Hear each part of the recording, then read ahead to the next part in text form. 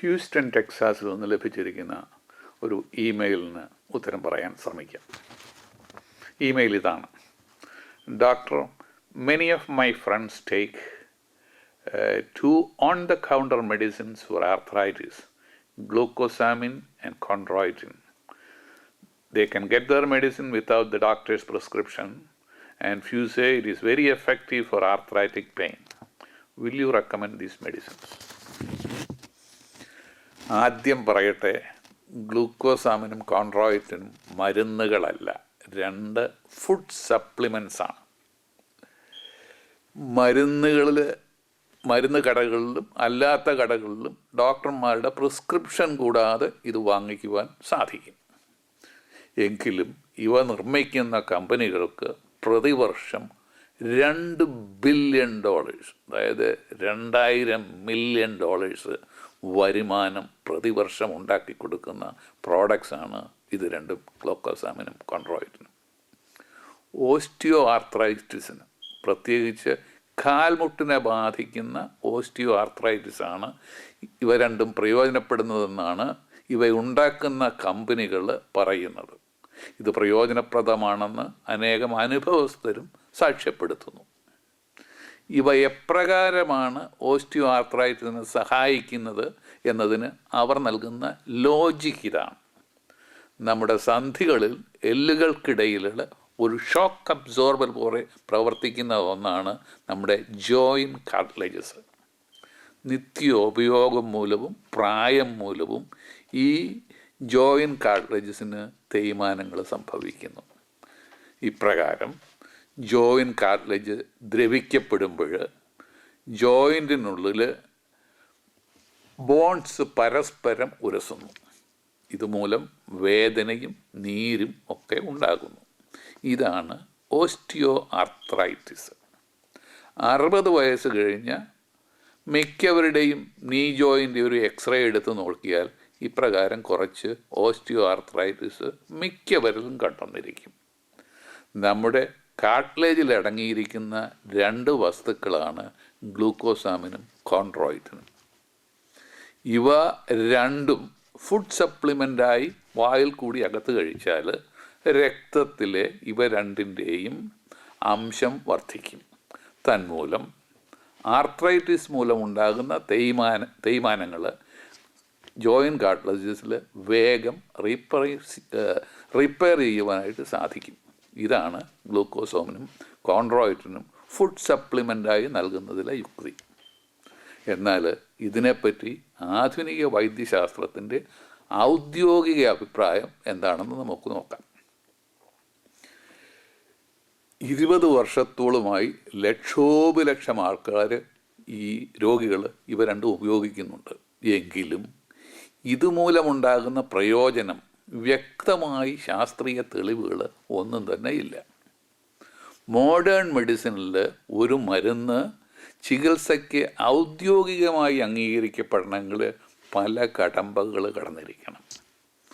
ഒരു ഉദാഹരണം പറയാം. നടുവേദനയ്ക്ക് ഉള്ളൊരു മരുന്ന് പ്രയോജനകരമാണെന്ന് അംഗീകരിക്കണമെങ്കിൽ അത് ഞാൻ ആദ്യം കൊടുത്ത 10 രോഗികൾക്ക് അതുകൊണ്ട് പ്രയോജനം ചെയ്തു എന്നതുകൊണ്ട് മാത്രമാകില്ല. വേദന പോലെയുള്ള സബ്ജക്റ്റീവ് സിംറ്റംസിന് ഒരു മരുന്ന് നൽകിയാൽ അത് മരുന്നല്ല, പഞ്ചസാര ഗുളികയാണ് ഡോക്ടർ നൽകുന്നതെങ്കിലും 30% പേർക്ക് അതിൽ അവരുടെ വേദനയ്ക്ക് അല്പം വ്യത്യാസം വന്നെന്നിരിക്കും.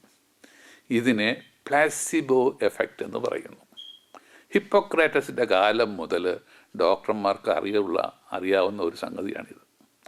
നടുവേദനയ്ക്കുള്ള ഒരു ഗുളിക പ്രയോജനം ചെയ്യുന്നുവെന്ന് സ്ഥിരീകരിക്കപ്പെടണമെങ്കിൽ പ്ലാസിബോ എഫക്റ്റിൽ കൂടുതലുള്ള 30% കൂടുതൽ ആളുകൾക്ക് ഇതുകൊണ്ട് പ്രയോജനം ഉണ്ടായിരിക്കണം.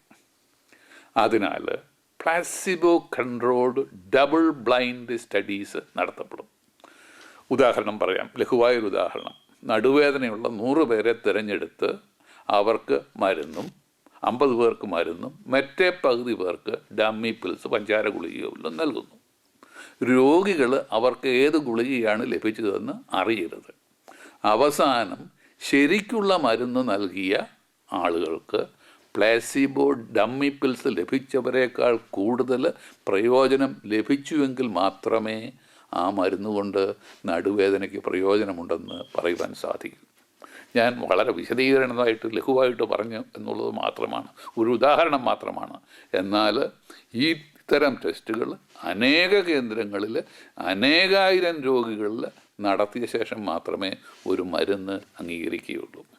ഇതിനും പുറമെ അനേകം റാൻഡമൈസ്ഡ് കൺട്രോൾഡ് സ്റ്റഡീസ്, അതിൻ്റെ പാർശ്വഫലങ്ങളെപ്പറ്റി എല്ലാം ചെയ്ത ശേഷം മാത്രമേ ഒരു മരുന്ന് കടയിലെത്തുകയും ഡോക്ടർമാർക്ക് പ്രിസ്ക്രൈബ് ചെയ്യാനായിട്ട് സാധിക്കുകയുമുള്ളൂ. ഗ്ലൂക്കോസാമിൻ്റെയും കോൺട്രോയിറ്റിനെ പറ്റിയും കഴിഞ്ഞ 20 വർഷം അമേരിക്കയിലെ നാഷണൽ ഇൻസ്റ്റിറ്റ്യൂട്ട് ഓഫ് സയൻസ് ഉൾപ്പെടെ ഇവിടെയും യൂറോപ്പിലുമുള്ള പല മെഡിക്കൽ സർവകലാശാലകളിലും പല പഠനങ്ങളും നടത്തിയിട്ടുണ്ട്. ഈ പഠനങ്ങളെല്ലാം പറയുന്നത് ഈ 2 ഫുഡ് സപ്ലിമെൻസിനും പ്ലാസിബോ എഫക്റ്റ് കൂടുതലുള്ളതായിട്ട് ശാസ്ത്രീയമായി ഒരു തെളിവുമില്ല എന്നാണ്. ഏറ്റവും അവസാനമായി വന്നിരിക്കുന്നത് ന്യൂസിലൻഡിലെ ബേൺ യൂണിവേഴ്സിറ്റിയിൽ നിന്നാണ്.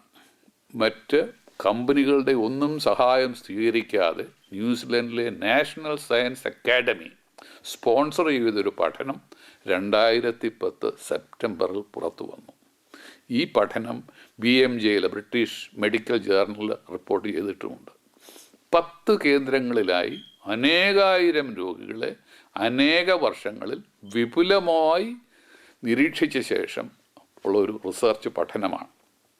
ഈ റിപ്പോർട്ടിൽ പറയുന്നു, ഗ്ലൂക്കോസാമിനും കോൺട്രോയിറ്റിനും പ്ലാസിബോ എഫക്റ്റിൽ കൂടുതൽ ഓസ്റ്റിയോ ആർത്രൈറ്റിസിന് എന്തെങ്കിലും പ്രയോജനം ചെയ്യുമെന്നുള്ളതിന് തെളിവുകളൊന്നുമില്ലായിരുന്നു. ഇതുകൊണ്ട് ഈ പഠനശേഷം 2 നിർദ്ദേശങ്ങളാണ് വിദഗ്ധർ ഡോക്ടർമാർക്ക് നൽകുന്നത്. ഒന്ന്, പുതുതായി ഒരു രോഗി വന്ന് ഈ ഫുഡ് സപ്ലിമെൻ്റ് ആയിട്ടുള്ള ഈ 2 ഗുളികകൾ പറ്റി അന്വേഷിച്ചാൽ അവരോട് സത്യം പറയണം, ഇത് പ്രയോജനപ്പെടുമെന്ന് ശാസ്ത്രീയമായ ഒരു ന്യായീകരണവും ഇതുവരെ ഡോക്ടർമാർക്ക് ലഭിച്ചിട്ടില്ല. അതാണ് സത്യം. രണ്ടാമതായി, ഗ്ലൂക്കോസാമിനും കോൺട്രോയിറ്റിനും ഫുഡ് സപ്ലിമെൻറ്റ്സ് ആണ്. ഇവ 2 കൊണ്ടും സൈഡ് എഫക്ട്സ് ഇല്ല, അപകടമൊന്നും ഉണ്ടാകത്തുമില്ല. വളരെ വളരെ സേഫാണ്. ഷെൽ ഫിഷിൽ നിന്നും അറപ്പരകളിൽ പശുവിൻ്റെ കാട്ട്ലേജ് സംഭരിച്ചും ഇവയിൽ നിന്ന് 2മാണ് ഈ 2 ഗുളികകൾ നിർമ്മിക്കുന്നത്. ഇവ ഉപയോഗിക്കുന്നത് കൊണ്ട് പ്രയോജനമൊന്നും ഉണ്ടായില്ലെങ്കിലും ധനനഷ്ടമല്ലാതെ മറ്റൊരു കുഴപ്പവും ഉണ്ടാകുകയില്ല. അതുകൊണ്ട് ഇത് പ്രയോജനപ്പെടുന്നുവെന്ന് പറയുന്ന രോഗികളെ നിരുത്സാഹപ്പെടുത്താൻ പോകേണ്ട ആവശ്യമില്ല. എൻ്റെ സ്നേഹിതരായ 2 ഡോക്ടർമാരും പല നേഴ്സന്മാരും അനേക രോഗികളും ഇത് 2 അവർക്ക് പ്രയോജനം ചെയ്യുന്നുവെന്ന് തെളിച്ചു പറയുന്നുണ്ട്. രോഗികൾക്ക് പ്രയോജനം ചെയ്യുമെന്ന് പറയുന്ന ഒരു ചികിത്സ, ആ ചികിത്സയ്ക്ക് ഒരു സൈഡ് എഫക്ട്സും ഇല്ലാതെ സേഫാണെങ്കിൽ, അപകടങ്ങളില്ലാത്തതാണെങ്കിൽ അതിൽ പാടില്ല എന്ന് പറയാൻ ഞാൻ ആരാണ്? ഇത് ഡോക്ടർ റോയ് പി തോമസ്, ചിക്കാഗോയിൽ നിന്ന്. വരുന്ന ആഴ്ചയും ഇതേ സമയം വീണ്ടും കാണാം.